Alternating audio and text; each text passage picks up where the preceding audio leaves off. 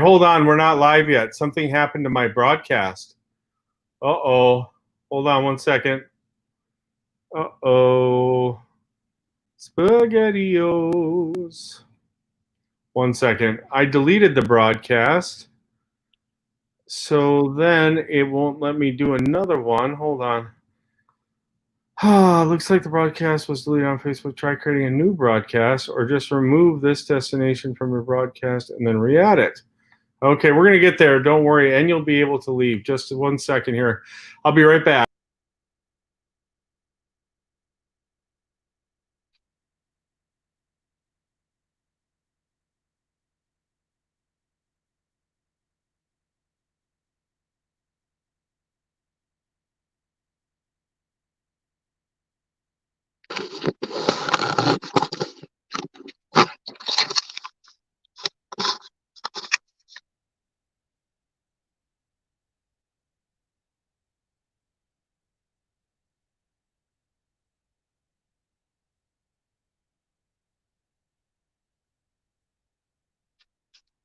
Hello, everybody out there. Sorry about the technical difficulties. It looks like we are live on YouTube. I'm not sure about Facebook, but I will post this on Facebook after the fact if we're not live. So this is Jason Prigge, and you are watching Coffee on the Coast. And I am from a bunker in an undisclosed location deep down in the Earth's core past the outer crust, coming to you live. And I have with me Diana Bolander from the Rahr West Art Museum. Hi, how you doing? Good. How are you, Jason? I'm good, except for our technical difficulties today. So this is the first time that you guys have been on in a very long time at the Rahr West Art Museum. How are things at the Art Museum, and what do you got going on?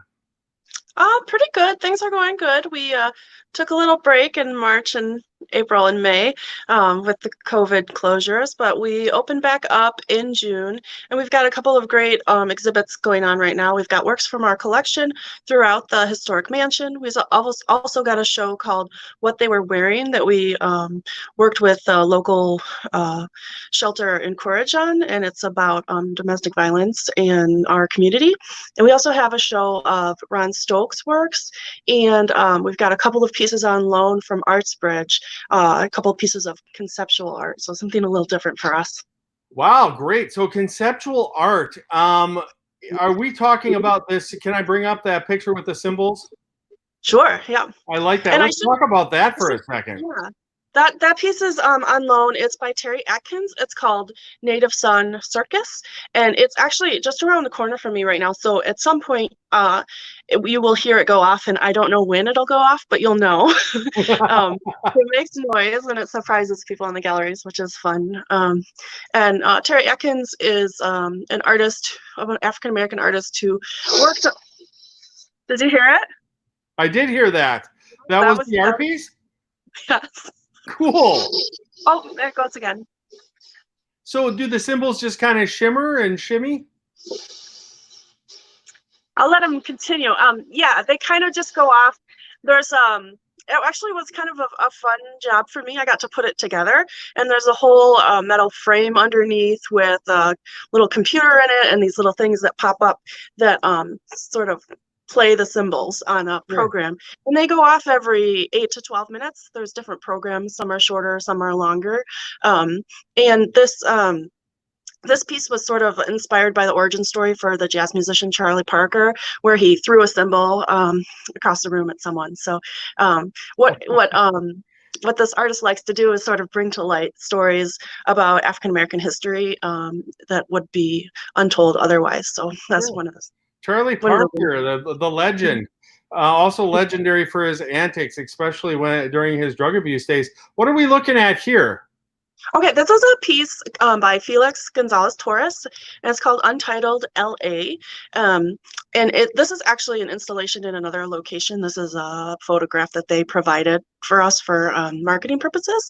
It's actually installed in our gallery right now. And what the piece consists of is about 50 pounds of green cellophane wrapped candies, hard candies.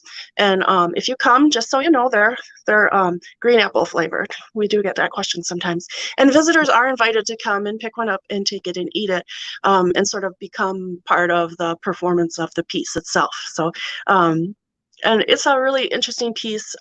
It was Gonzalez Torres was a Cuban American artist working mostly in the late 80s and early 1990s. And this piece was sort of inspired by his partner, Ross, who was fighting AIDS. And as a reaction to a lot of different things that were going on, including a culture war where it wasn't really accepted to talk openly about his homosexuality, he would talk about his relationships in these abstract ways. So he started putting together these candy works. And one of the first ones started at the same weight that Ross was at a healthy weight. But as he was fighting AIDS, he slowly began to lose weight and sort of diminish away. So the idea with that piece is as people come and take pieces of candy, they're actually like consuming the piece and you see it waste away. So it's about loss and loved ones and illness. Sure, sure. A lot of, it's hard for people to understand conceptual art sometimes.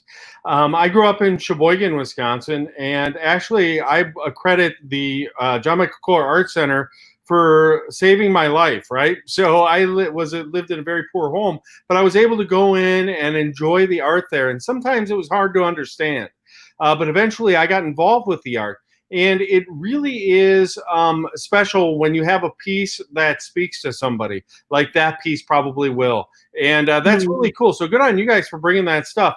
You're also doing something with my friend, the recently deceased Ron Stokes. You have an exhibit going on with Ron. Tell us a little bit about, he means so much to our community. Ron was a friend of many, and especially the art world. What are you doing with Ron Stokes' works there? So we worked with Dolly Stokes, Ron's widow, to borrow some works from her and from some other people in the community. We also have about, I think there's about 14 works by Ron in our own collection. And we put together those pieces into an exhibit this summer, along with some remembrances that Dolly contributed, as well as remembrances that other community members gave us. Sure. So it's a retrospective of his work, but it's not necessarily an attempt to see every single thing he ever did. It's more about his legacy and how we continue to tell his story and the impact that he had here in Manitowoc. Yeah, an immortal impact. There's a mural painted after his work, and I have several of his pieces at my house as well. He was a great guy, a wonderful educator, and a really cool artist. So thank you for doing that.